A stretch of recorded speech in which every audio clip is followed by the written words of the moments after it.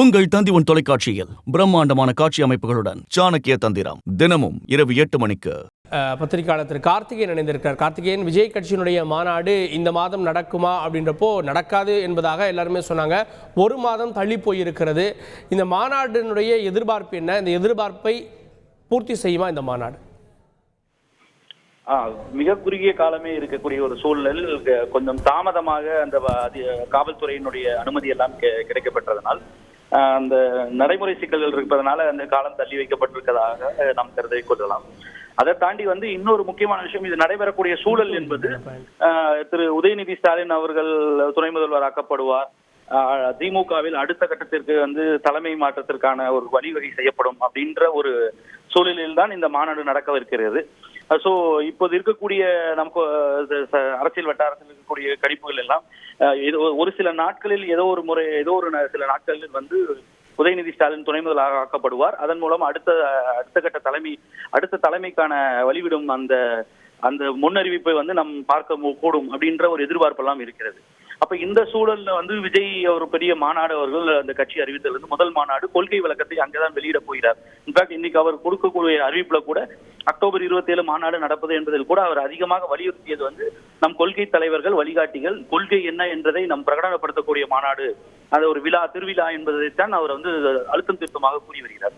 அப்போ எந்த திசையில் பயணிக்க போகிறார் என்று பல்வேறு கேசியங்களும் அனுமானங்களும் இல்ல யூகங்களாக சொல்லப்பட்ட காலகட்டத்தில் அவர் பெரியார் திடலுக்கு முதல் முறையாக ஒரு தலைவருக்கு மரியாதை செலுத்துவதற்காக வெளியே வந்த விஜய் பெரியார் அவர்களை போய் அவருக்கு முதல் மரியாதையை அவர் செலுத்தி இருக்கிறார். அப்போ இந்த ஒரு திராவிட திசையில் தான் அவரும் பயணிக்க இருக்கிறார். அதுக்கான ஒரு ஃபீலர்ஸ் எல்லாம் அவர் ஏற்கனவே கொடுத்திருந்தாலும் கூட அம்பேத்கர், பெரியார், காமராஜரை படிக்க வேண்டும் என்று முன்பே அவர் மாணவர்களுக்கும் அவருடைய கட்சி நிர்வாகிகளுக்கும் அறிவுரை கூறியிருந்தாலும் கூட அந்த பெரியார் திடல் வருகை அங்கு மரியாதை செலுத்தியது. அப்போ எந்த திசையில் அவர் பயணிக்க இருக்கிறாரா, இல்ல அவருடைய சிம்பத்திஸ் இல்லைன்னா அவரோட ஐடியாலஜிக்கல் மூவிங்ஸ் என்னவாக இருக்கும் என்பதற்கான ஒரு சின்ன ஒரு பிராட் அவுட்லைன் நம்மளால புரிந்து கொள்ள முடிகிறது. அப்போ அதை முழுமையாக எப்படி பிரகடனப்படுத்த போகிறார் என்பதுதான் இப்போ ஒரு பெரிய சர்ப்ரைஸ் இருப்பதாக எனக்கு தெரியவில்லை. இதன் மூலமாக அவர் எவ்வாறு மாறுவிட போகிறார் என்பதை மட்டும்தான் நம்ம எதிர்பார்க்க போகிறோம். இங்க இருக்கக்கூடிய திராவிட கட்சிகள் அம்பேத்கரையும் பெரியாரையும் இடதுசாரி மார்க்சிய பொது உடைமை தத்துவத்தையும் முன்மொழியக்கூடிய கட்சியிலிருந்து எவ்வாறு மாறுபட்டு அவர் இதே கொள்கையை வலியுறுத்தக்கூடிய அவர் எவ்வாறு அதில் மாறுபட்டு ஒரு செயல் திட்டத்தை வைக்கப் போகிறார் என்பதைத்தான் நம்ம எதிர்பார்க்க வேண்டியிருக்கிறது. ஏன்னா கொள்கை என்பதை பொறுத்தவரை அவர் ஏறக்குறைய எந்த திசையில் பயணிக்க போறார் என்பதற்கான ஒரு அவுட்லைன் நமக்கு கொடுத்துட்டார். அப்போ அடுத்த கட்டமாக எந்த செயல் திட்டம், யாரை தன்னை எதிரியாக பாவிக்க போகிறார், என்ன மாதிரி ஒரு செயல் திட்டத்தோட 2026 தன்னுடைய இலக்கா, இல்ல அவர் நீண்ட கால செயல் திட்டம் ஏதாவது வைத்திருக்கிறாரா, யார் ஒரு தேசியமா, முன்பு குறித்த அறிவிப்பில் இந்த கொடி குறித்த அறிவிப்பு வந்த பொழுது அதில் தேசியம் அதே போல திராவிடம் எல்லாவற்றையும் ஒரு உள்ளடக்கியதாக இருந்தது.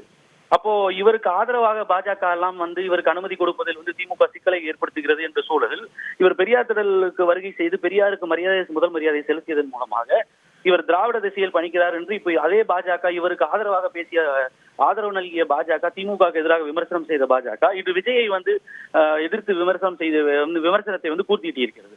அப்ப இந்த சூழலில் இவர் புதுமையாக இல்ல உண்மையிலேயே தமிழ்நாட்டில் இவர் ஒரு தேசியத்தை முன்னெடுப்பாரா, இல்லை திராவிடத்தை மட்டுமே வைக்கக்கூடியதாக இருக்குமா, இல்ல ஒரு எல்லாவற்றையும் உள்ளடக்கிய ஒரு சித்தாந்தத்தை ஏதாவது முன்மொழிய போகிறாரா அப்படின்ற ஒரு எதிர்பார்ப்பு மட்டுமே இருக்கிறது. இல்ல அரசியல் கேள்வி, திராவிட கட்சிகள் இருக்கு, திமுக அதிமுக இருக்கு, இங்க மாற்றுன்னு சொல்லி வந்தவங்க கூட ஓரளவு சக்சஸ் பண்ணியிருக்காங்க. தேமுதிக திராவிடம்னு பேர் இருந்தாலும் அவர் மாற்று அப்படின்னாரு. விஜய் பெரியார் நினைவிடத்திற்கு போனது இதெல்லாம் வைத்து பார்க்கிறப்போ இன்னும் அவர் திராவிட நீட்சியாக தான் பார்க்கப்படுவார் நினைக்கிறீங்களா? ஏன்னா அவர் முந்தைய இதுல பாஜகவையும் அட்டாக் பண்ணியிருந்தாரு, மதவாத சக்திகள், பிளவுவாதம் அப்படிலாம் பேசியிருந்தாரு. ஸோ இப்போ இன்னும் அவர் நியூட்ரலா இருக்கதா பார்க்கலையா?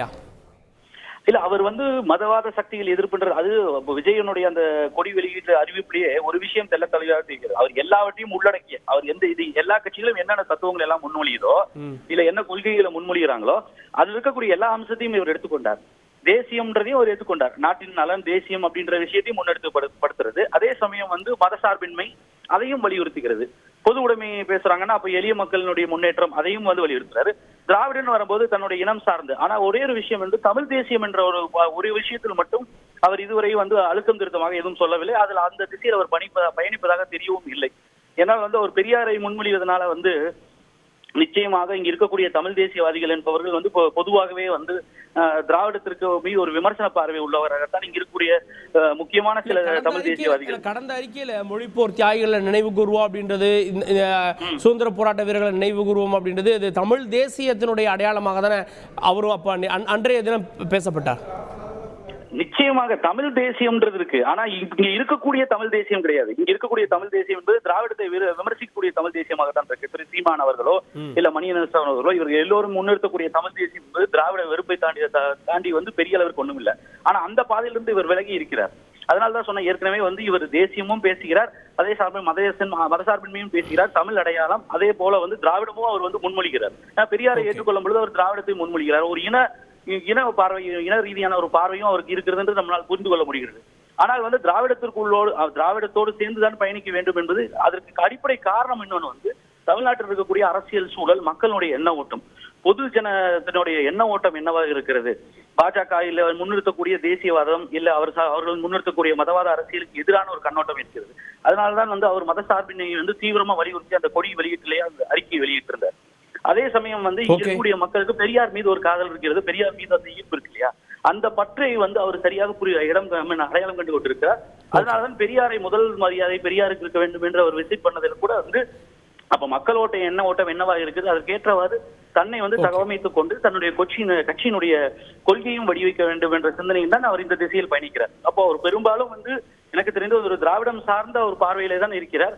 ஆனால் அதற்காக வந்து ஒரு தேசியத்தை விமர்சிக்கக்கூடிய ஒரு நிலையில் இருக்க மாட்டார் என்பதையும் நம்ம ஏற்கனவே அவர்கிட்ட அறிக்கைகள் மூலமாக தெரிந்து கொள்ள முடியும். ஒரு ஆல் இன்க்ளூசிவ், எல்லாத்தையும் சமரசம் செய்யக்கூடிய, எல்லாரையும் அனுசரிக்கக்கூடிய, எல்லாத்தையும் அகாமடேட் பண்ணக்கூடிய ஒரு சித்தாந்தமாக இல்ல ஒரு செயல் திட்டத்தை தான் அவர் வெளியிடுவார் என்பதுதான் நம்ம எதிர்பார்க்கிறோம். உங்கள் தந்தி தொலைக்காட்சியில் பிரம்மாண்டமான காட்சி அமைப்புகளுடன் சாணக்கிய தந்திரம் தினமும் இரவு 8 மணிக்கு.